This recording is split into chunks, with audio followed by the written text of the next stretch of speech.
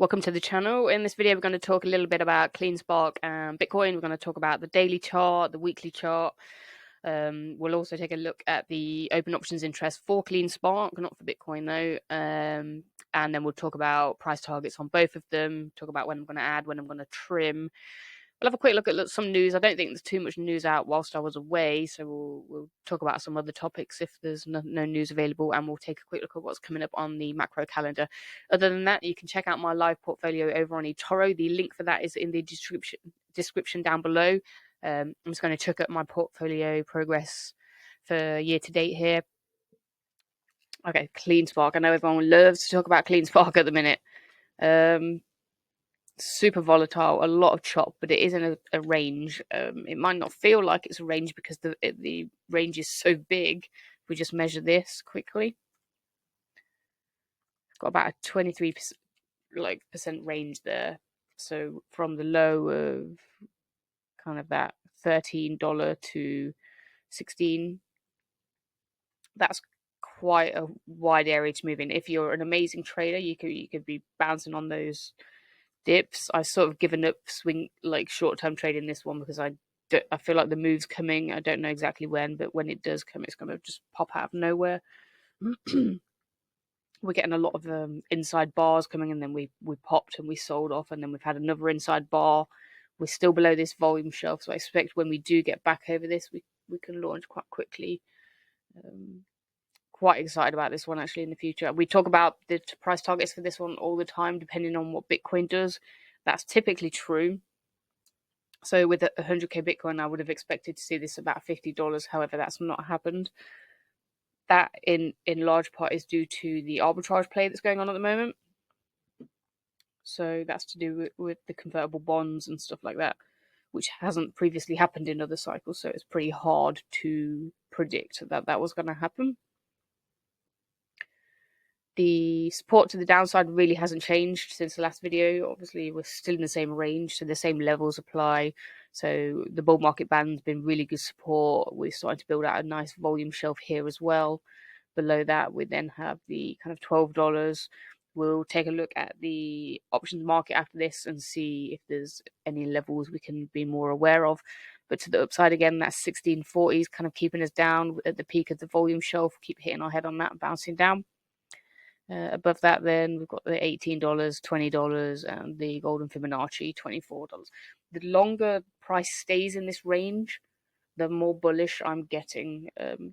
Typically, when something stays in a range, the more upside potential it has as well. It's like it turns up being like a coiled spring. We can kind of see that here. We had a lot of chop in this range. Again, the range on this was a monster. It was really fun to swing trade in and out of that one, but the downside drop was quite a lot when we did break the range. Oh, sorry, got pop up on my screen. That was annoying. So we get about a 45% move in 26 trading days, so very negligible. So a very large pop on that one, just in the wrong direction. But we did trim out a fair amount, so we were able to scale in quite nicely down here, more here, and then we've been trading in and out of this one, but I'm starting to just hold on to this. I don't want to trim until we have the next big pop. What else did I want to talk about?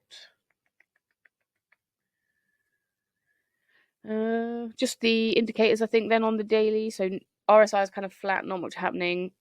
MACD Plus, though, we did have a bottom catch again on this one, and the bottom catches on this one are normally pretty good. We had one back here, really good one.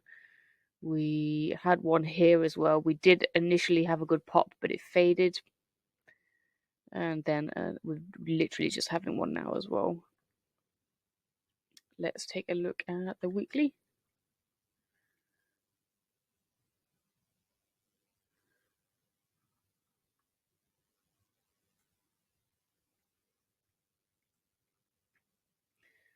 So again, this chart just doesn't look that bearish really. When you zoom out and you look at the big picture, the levels held that needed to hold, and we're now moving back into a more bullish pattern.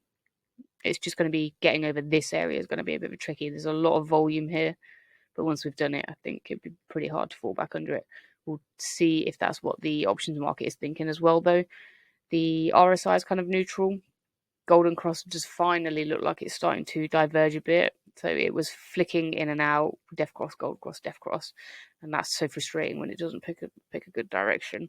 But we did have a pretty strong expectation based off these long wicks that this was kind of the bottom, and then on the daily chart we also had the golden bar confluence as well on that one. Oh, you're Fasha, I've just looked at the camera and my hair is wild today. What is going on? Apologies, I've got really thick hair. I've lost my train of thought now. Options. We're looking at options. So actually, this is starting to look very nice. We're kind of rolling along the support here, and resistance has moved up. We should see a lot of that in the coming weeks then. $16 here, though, is still going to be a really tough level to break. A lot of people that have been back holding probably going to take their profits there as well. But the week after, that's interesting. Quite a big jump up in the expectation. I might have to buy more CleanSpark. It looks like it's going to be a good December, but then also this kind of lines up with the seasonality of Bitcoin. It typically runs up more into late December. So this is probably why people have picked higher strikes here. I'm just going to go kind of to April on this options strikes here. Oh. January 2025, February. Doesn't specifically give us that. Let's just do March then. Just because this is April's kind of where I'm expecting to start de-risking aggressively from crypto. This starts to look very good. Oh, I'm getting a bit excited now. I try not to be too bullish on this one because I know CleanSpark gives people the fear of God. Okay, you may not have noticed, but I've changed my hat because the other one was driving me mad how crazy my hair looked. I'm just playing, it's clearly blatant. But other than that, not too much CleanSpark news, just a couple of little things I wanted to talk about. We know CleanSpark earnings, they didn't burn the shorts or whatever, but interestingly enough, the last updated data from FINRA shows that there was a drop in short interest. So maybe they just singed them a little bit. So no squeezes, we're just seeing some shorts rolling out, which is good. It's still a win. We can still do this. Then micro to macro, he's another great guy. He has very similar picks to me, although he uses options way more aggressively. He just put what happens to Bitcoin miners as the price of energy drops by 50% over the next year. I don't know. You tell me what's going to happen. But also, Q1 is going to look really, really good for the miners. It's going to be very hard to keep price down for them. Unfortunately, that's a little ways away. I expect price to move up before then, to be honest. Then on the right side here, I just put the same chart on from earnings last time, just showing that, the institutions are still buying. This arbitrage play is kind of suppressing price with the short interest, but everyone's buying it hand over fist, really, underneath that data. Then other than that, I just wanted to talk a little bit on kind of seasonality, I guess you call it. December rarely is the worst month of the year, and there's a reason why we have the Santa rally. We start to see macro starts to look good for the most part. We get a lot of seasonality, bumping up a lot of numbers, services, jobs, all that kind of stuff that people look at. It's like they forget that it's just short term, but typically that does fade in kind of January, February, and then we normally take the lull. So this is like the kind of annual cycle for a lot of stuff. But I wouldn't worry too much about that. I just wanted to show that the expectation is that December is going to be pretty good. And so far, I'd say it's off to a pretty good start. Okay, so this is my third time recording this about Bitcoin because for some reason it kept messing up. The first time I didn't press record, and the second time it got bugged somehow. So I'll try and remember what I was talking about in the other ones, but I might forget something. So sorry for that in advance. I think one of the first things I touched on was a lot of people are getting very shaken out by the downside action currently on Bitcoin, which is interesting because we've had from the break of this pattern to the peak, a 51% move in about a month, just over a month. and then the downside was about 7% on the max. But a 3% move down, and people think it's the end of the world at the minute, which is crazy. If you're in Bitcoin and you think a 3% pullback is the end of the world, it's probably best not to be in this asset class at all. I wouldn't touch any crypto, anything like that, because there's going to be moves in this asset class that are absolutely going to melt faces. They might not be as extreme as they previously were in other cycles due to the institutional ownership and stuff like that, but they're still going to be very large drops. 20%, 30% at least as a minimum, I would say, but they can be as big as, 60, 70, 80% in some cases. I wouldn't expect to see a drop that large this time. But stranger things have happened. So I just wanted to point that out, and a little word of caution there for anyone that just thinks it's going to go up in a straight line. But price target wise to the downside, whilst we're talking about it, 94k is going to be a really good level. We like that one. And then below that, we've got this kind of orange support line that we've been putting in. So kind of we could dip below 90k. That's a very reasonable price area. And then below that, we've got the bull market band and the historical support there, about 70, high 70s range, I'd say. I'd put that. I don't think it's likely that we go down there, but it's possible. So that's something to bear in mind when you're doing your risk reward analysis. To the upside, though, I did want to mention that I think it's entirely possible we get the measured move at 127k before Christmas, all things going smoothly. So that would be very nice. On the RSI, we've cooled off a little bit. We're looking a bit bearishly divergent, though, if I just drag this line over.